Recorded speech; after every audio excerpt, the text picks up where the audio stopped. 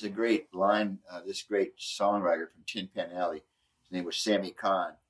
He wrote a lot of songs like High Hopes and back in vaudeville days. A great songwriter. And somebody asked him in an interview once, "What comes first, the words or the music?" And he goes, "The phone call." Sometimes it is the phone call. Like, hey, could you hook up with so and so? Or Tom might call me and say, "We got too many slow songs. Do you have any fast songs?"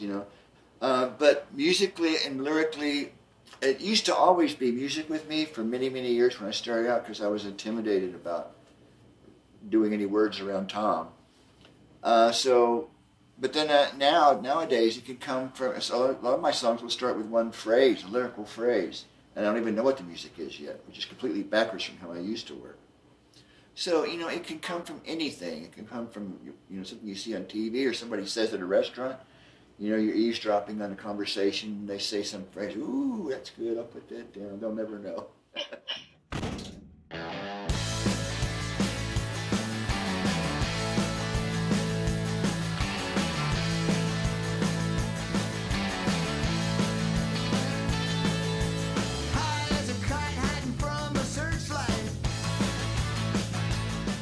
Wicked Mind. The music came first, and I was listening to a lot of Ramones that day, real fast, and I wanted to do something that had a feel like that. And so I got the da da da da da da da da da. I know that's from somewhere else, but I can't find it. And so that became the energy of the music.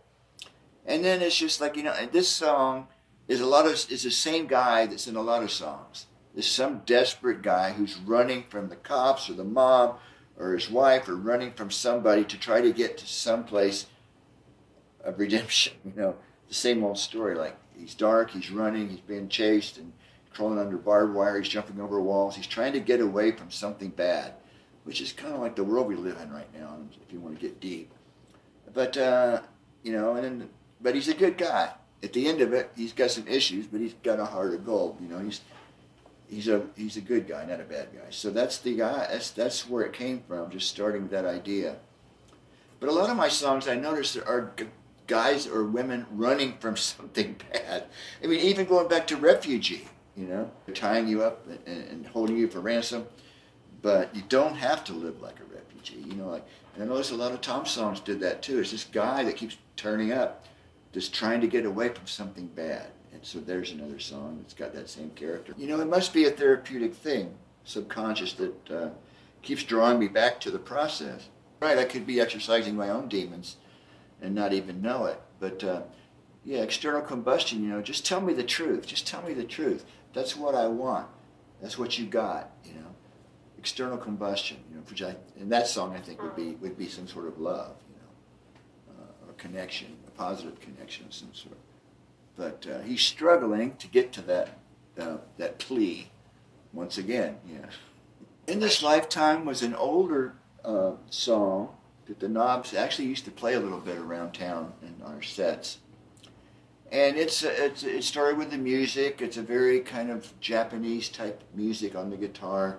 Guitar makes harmonics, and I found where the harmonics were that made a little melody, and that's what that is. And then the words are just kind of romantic, hoping that you'll understand her in this lifetime. And it's really fun to play live because it's such a spiritual, dreamy feel. And there's a place in it where it doesn't stop. I just get to play off a bit and explore that mood and those scales, and it's turned into quite a showpiece for the tour, I think.